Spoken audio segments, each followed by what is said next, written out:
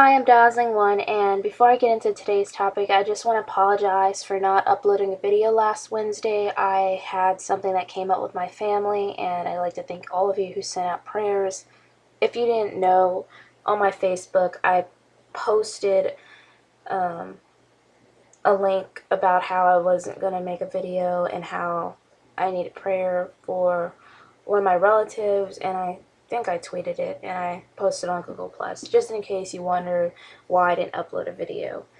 But just keep praying for me and my family. And getting into today's topic, so I want to talk about the love of Christ, the peace that passes all understanding, and last but not least, it's not really related to it, but I'm going to throw it in this video anyways, and that is the Charlie Charlie Challenge. So, with the love of Christ, it's something that I haven't spoken about directly, I don't think. I've talked about hearing from God and faith, but I don't think I've actually gone over the love of Christ. It's a paramount subject within Christianity that I think all Christians at one point should at least understand.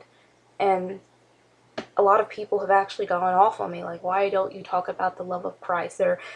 The love of Christ is so important. Why are you busy talking about CERN or HARP or this or that? And it's not necessarily to appease them, but I do think it's an important topic to cover. And I have to say that it is important to understand the love of Christ, but it's also important to understand the world you live in around you as well, and be cognizant that what we hear on TV, what we're told in school and at work and stuff is not always the full truth. But I'm not here to talk about conspiracy theories or who's right, who's wrong. Let's just talk about the love of Christ. So, the love of Christ most would probably describe as the love that Yeshua or Jesus has for humanity. God is love. We always hear that. And many people like to turn God into this bipolar between the Old and the New Testament. God was this hateful, mean, judgmental being who rained down fire and brimstone on this place and that place and had this and that going on. And then the New Testament, suddenly he's love, and his sweet son Jesus comes and he holds the children and he's adorable and so forth. Not that I'm trying to make fun, but what I'm trying to say is that, yes, God is the same yesterday, today, and forever. He didn't change. A lot of people who say that he was this mean, hateful, old man in the sky doing all of that in the Old Testament fail to realize about the Nephilim. And I'm not going to talk about the Nephilim today, but just to go into a little bit of it, many of those people that he said to wipe out were not regular people, they were Nephilim. The other thing is that many of the surrounding nations around Israel at the time were polytheistic, and Israel was kind of an anomaly, being monotheistic, meaning that they worshipped one god rather than many gods. And the reason this was problematic is many of these people would worship entities like Baal or Molech, which believed in human sacrifice, child sacrifice, passing your child through the fire, and so forth. This is another reason why he told them that they couldn't intermarry with many of these people, not because it was a race thing or a skin color thing or a culture thing. Many people take the scripture out of context in the Old Testament and try to say that all interracial, cross-cultural marriage is forbidden, but it's not. It was interfaith marriage, and as we see in today's world, we're moving towards this society of interfaithism. But what all interfaithism really leads to is the one world religion, where there really is no right or wrong, and it's really more New Agey, because New Age adopts all religions under one umbrella. But once again, not going down that path. But as you can see, the way God handled things in the Old Testament was a lot different. They had a whole different society than we had, and fallen angels introduced many of these human sacrificial religions. And this is why today, even within the occult, they still worship the fallen angels, the watchers, the old ones. They have many names for them. And it had nothing to do with people being seen as lesser than. So, in the New Testament, we hear about his son, Yeshua, or Jesus Christ. And he comes to this earth and he lives as a man. And it's a beautiful thing, because God loved us so much that he allowed his son to come down here. And Jesus loved us so much to come down here and to live amongst us, to experience the emotions we feel, to experience how it feels to be angry and sad and in pain and happy. He experienced what it's like to have doubt, and any temptation that we felt, he felt as well, because he was in exempt from feeling what we felt either. I feel like in a lot of religions that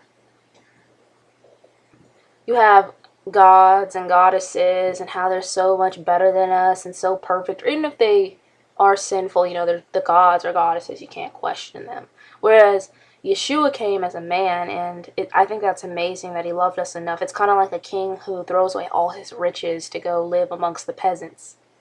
I mean, honestly, that is pretty brave, because I know if I had a lot of money, I don't know if I'd want to go give up all my money to live amongst the homeless, in all honesty. So some scriptures I feel that are really important in understanding how much God loves us and how much Yeshua loves us, because his love is unconditional, is Romans 5:6-8, which says, "For when we were yet without strength, in due time Christ died for the ungodly, for scarcely for a righteous man will one die, yet peradventure for a good man some would even dare to die. But God commandeth his love towards us, in that while we were yet sinners, Christ died for us." So it's just amazing how he died for the righteous and the unrighteous, so we all could have a chance. Many are called, but few are chosen. As long as we answer that call, that's all that matters. It doesn't matter what our background was, what we did in the past. That's all wiped.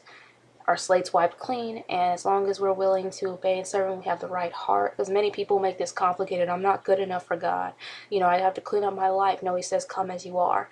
And when you come as you are, slowly you'll be transformed. It's a beautiful thing. Some other scriptures that also point to how Yahweh loved mankind enough to send his son is John 3:16, the most famous one you probably see on every t-shirt and bookmark in a Christian store. "For God so loved the world that he gave his only begotten Son, that whosoever believeth in him should not perish but have everlasting life." And of course, Ephesians 5:2, "And walk in love as Christ also hath loved us, and hath given himself for us an offering and a sacrifice to God for a sweet-smelling savor." And once again in Ephesians 3:19, "And to know that the love of Christ, which passeth knowledge, that ye might be filled with all the fullness of God." So it's just beautiful how he loves us and how it's unconditional. And in the Greek, I'm not going to go into this, but there's many different words that describe different types of love, like I love food, or I love this shirt, or I love my mom, or I love my dad, or I love my friend, or I love my husband, whatever the case is, right? So whenever we think of love in English, we think of it as just one synonymous word. We say love with everything, of course. In other cultures, there's different words for love. And the thing is that his love is unconditional. It transcends any kind of love we could ever imagine. It's not matted in what you can give me and what I can give you, or because much of what we've learned to love is unrealistic. The way Hollywood depicts love is unrealistic. The way many of us understand love is unrealistic. Many of us have a skewed perception of love by the way some of us come from homes or backgrounds where we weren't shown an adequate amount of love or the right kind of love. Some of us have been in terrible relationships, so I feel like many don't understand love in general, and then to understand the supernatural and conditional love is even harder for someone. So the other thing I wanted to say is with that love, many feel there's so many people on this earth who are insecure or self-conscious, and it doesn't matter how confident they want the world to think they are, inside they feel just so inadequate. And you see this a lot of times, even with celebrities who flaunt their stuff, but many of them, whenever they're alone, they cry because they just don't feel adequate, or you hear them say, man, I don't think I'm as great as people say I am. Now, I know some people do pretend like they don't think they're as pretty or whatever as they really are to get attention or compliments, but there really are people who you might look at and be like, man, that girl's really pretty, but she doesn't see it. Or that guy, he's a really good looking guy, but doesn't see it. It's not just about looks, but even the way how smart we are, or whatever the case is. But the thing is, God loves us no matter how we look, or how smart, or how questionable our intelligence is. So I feel like a lot of self-esteem issues actually arise from the way we're taught to value this over that. I know, at least for myself, that according to the standard of the beauties that we have in the West, that I would definitely fail it in terms of beauty. But at the same time, I mean, I know that I know my worth and I know my beauty. And I feel like a lot of people, if they use the measuring stick of the world, they're never going to be happy, because I mean, it's nearly unattainable for the majority of the population. It's not just whether you attain it or not, but it's more than just the way you look on the outside, but also the inside and who you are inside. And, you know, when God made you, He made you the way you are by no mistake, despite what anyone tells you or calls you names or anything like that. Same thing with the way my behavior is. Many people would say your behavior doesn't match what's acceptable by society, but who cares what society says about the way I behave? Those people are not my judge. Those people aren't the ones I'm going to stand before in the end. So I think that's interesting as well, because we have this way of how a woman should be, how a woman should look, how a man should be, how a man should look, how much muscles you should have, how thin you should be, how your face should look, how this should look. But you know, that doesn't matter. That's just some man or woman's opinion who's running media. I don't care what that man or woman thinks of me one way or the other. All that matters is what God thinks of me, because I like that scriptures in Psalms 139,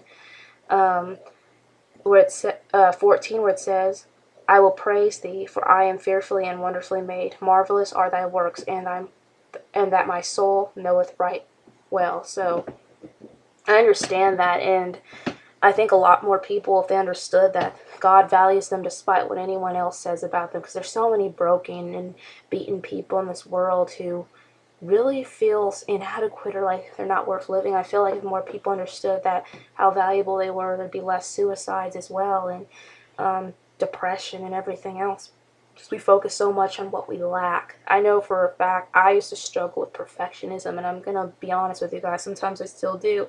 And I would focus on what I didn't do right and what I did do right. Like, actually, what I didn't do right, not what I did right. You know, 95% wasn't 100, so that 5% mattered to me. If I got a 9 out of 10, that one, it bothered me all the time. And you know what? The more I focused on lacking perfection, lacking this, lacking that, it didn't help me improve. I probably got worse, I think. Same thing even with making videos, it's taught me. There are videos I did in the past where I spoke too fast, or I butchered words, or I did this. And when people tell me that and point it out, I would just be like destroyed for a long time. And I'd think to myself, why am I letting a few people's words destroy me? Not everyone's going to like what I say or do. Some people are going to say I did terrible even when I did my best. And as long as I'm doing what Yahweh wants me to do, as long as I'm trying and I have a right heart, that's what matters, not what someone else tells me or how smart I am or how this or that I am. So I think it's just amazing. I feel like people call it self-esteem. I like to say that I have my confidence is in the Lord, and my confidence is in Yahweh, because I have confidence that even when I'm not strong enough, even when I lack, that He can pull me through, that He can carry me through this, and that I will have enough. You don't know how many times I've cried out to Him. Many people think it's nonsensical. It's all human power. It's not all human power. But just it's amazing how He's there for you, and you can talk to Him about anything at any time. You know, like I said in the Hearing from God video, be real with Him. Don't try to make up this goody two-shoes character every time you go to God. Be honest. If you have a best friend or someone you truly trust, you don't need to be fake around them. Be yourself. Even when I do receive compliments and things, like I said, I'm a little bit of a skeptic when it comes to compliments. But even when I'm getting compliments and people are like, "Oh, you're so smart for a 20-year-old girl," or, "Oh, you're so beautiful," whatever the case is, they're complimenting me about, or "You know so much," or "How do you know this?" I'm always just like, "Yahweh taught me," or "Thanks, you know, Yahweh made me this way." I mean, I know to some people it's like, "What?" Because people do look at me like that. Like, what's wrong with this girl? Like, doesn't she see that there's more of this earth than God? But I understand that He is the air I breathe, literally. And I do not, you know, forget that everything I have, everything I am is because of Him, and because I walk on the path that He has provided for me. And that, you know, so I just wanted to talk about the love of Christ, because I feel like it's something that we don't talk about enough anymore, or it's breezed over, or it's skipped over by many people. And it's important. I feel like if more people understood it, it'd just be amazing. And then also, the next topic is the peace that passes all understanding. So, in Philippians 4:7, this is where we get it from. "And the peace of God, which passeth all understanding, shall keep your hearts and minds through Christ Jesus." So, what is this peace that passes all understanding? Well, I'll tell you this. In the last couple of weeks, I've been on an emotional roller coaster with my family, and pretty much people thought we were probably crazy because we're praising God in the storm despite the circumstances in the natural world.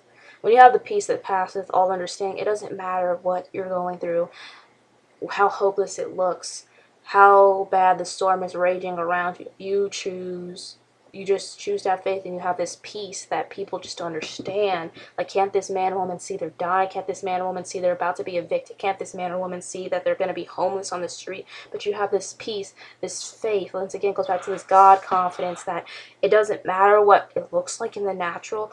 I'm still going to trust him at all times. I walk by faith, not by sight. I've really been put to the test with that this entire year. I'm not going to lie. 2015, from the beginning of it, when I was talking to you guys, I think the first video I did, I discussed how I was really having this faith struggle, and I literally have had God do miracle after miracle after miracle after miracle. The things that I've seen happen in my own life and the people around me's life, I've really had to trust him and not go off my own understanding, because if I leaned on my own understanding, I'm telling you guys, I wouldn't be here talking to you for sure. So this peace, it doesn't matter what the circumstances, you continue to just be at peace. And much of this comes from, like I said earlier, understanding the love of God, the love he has for you.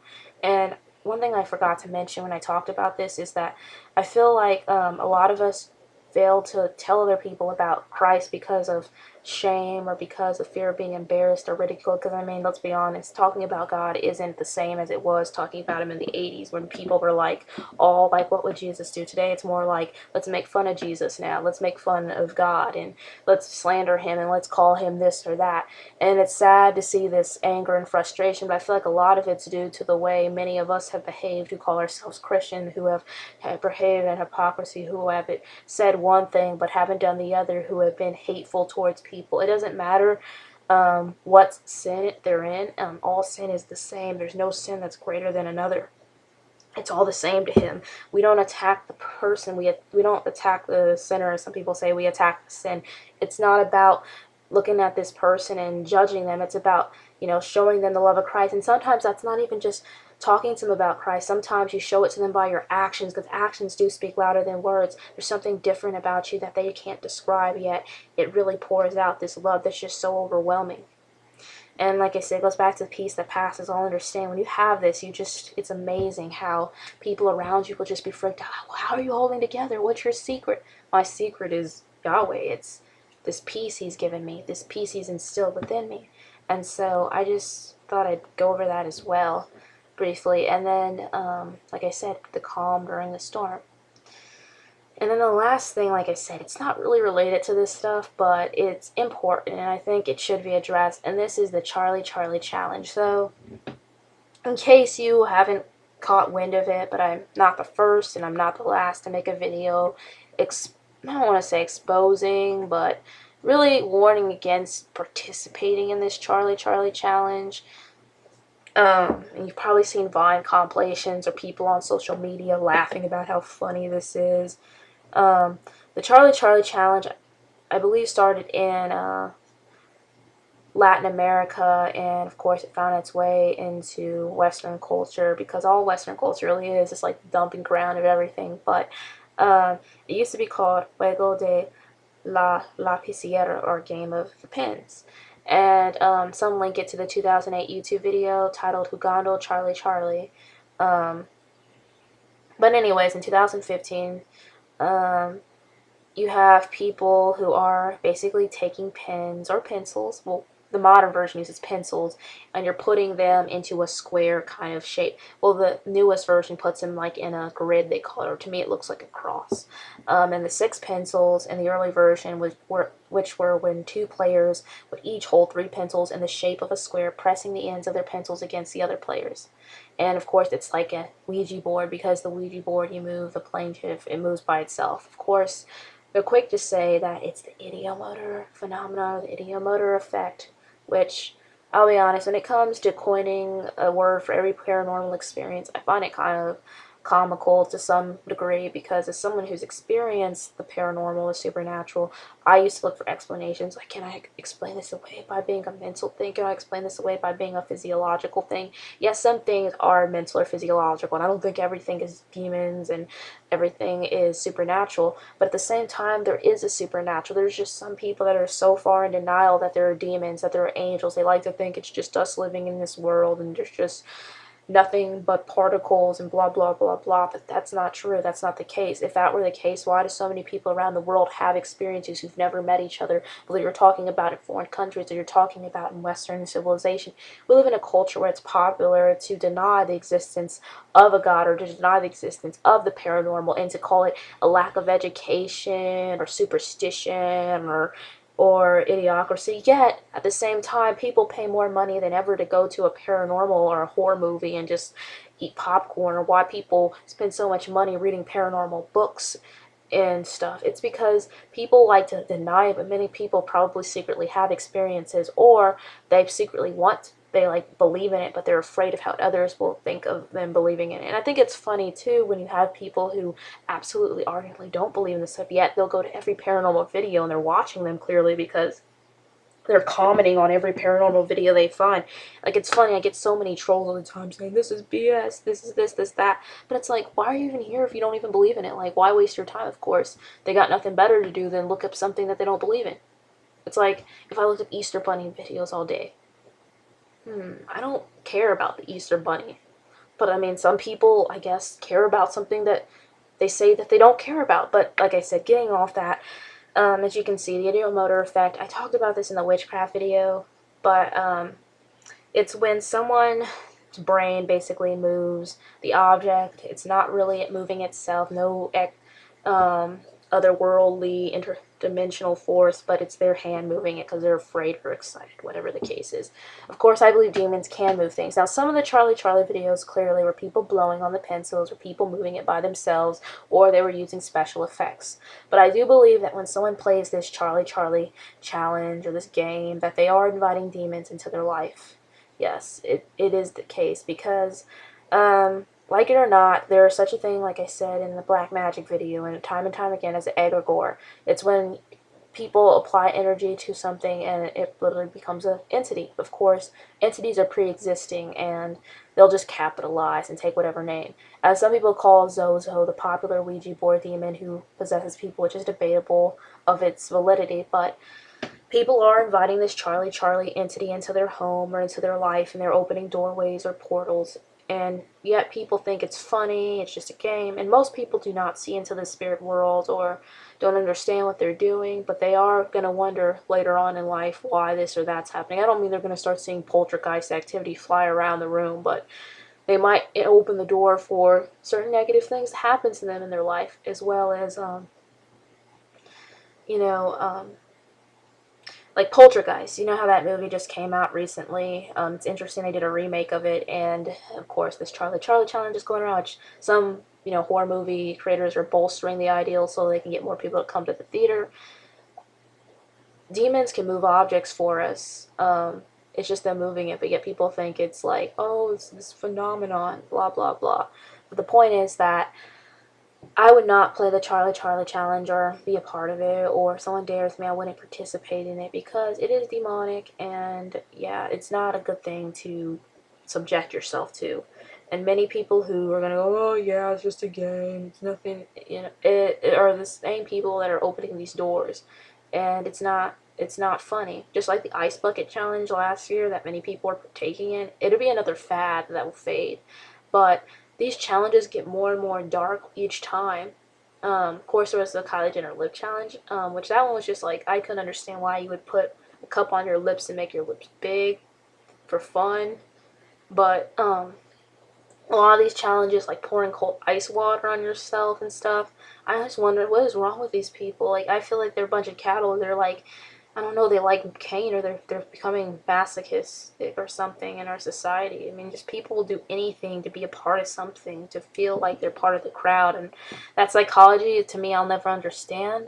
But like I said, if you know someone who's going to do the Charlie challenge, or you're going to participate, don't do it. I know I might sound extreme to you, but I would not open myself or subject myself to demons, because basically, when I talked about the black magic videos, some people in the occult basically take a pencil on a piece of paper and they make it into a plane shift. And then they turn it, just like on the Charlie Challenge, or taking the pencil, just forming a grid. They're asking if the supernatural entity Charlie is there, and then the pencil either moves to the yes part of the paper or the no part of the paper. Same thing as a Ouija board, the same thing as what black magicians do for the occult. So, like I said, many people who are probably partaking in this challenge are the same people who sit in church on Sunday who would say, "Oh, never open a door to a demon," but they're the first people lined up for the horror movies. And not to knock at people like that, but or the same people who say there's no such thing as the paranormal, yet they're participating in this challenge. So, I don't know, but it's just interesting. But, like I said, be wary of that. But I'm sorry, guys, about not getting back to you through messages on Facebook or emails you've sent me, or messages even on YouTube or Twitter. I haven't looked at them for a very, very long time with everything going on, and it might even take me some time after uploading this video. So I just want to tell you guys to hang in there, and I haven't forgot about replying to messages, and I'm sorry that there's been a delay. Hope you guys enjoyed my video. I know, like, not all three of these topics were necessarily linked or go hand in hand, but I just wanted to talk about those. And like I said, keep praying for my family. And I'd like to thank you guys again for watching. Take care, and Yahweh bless you.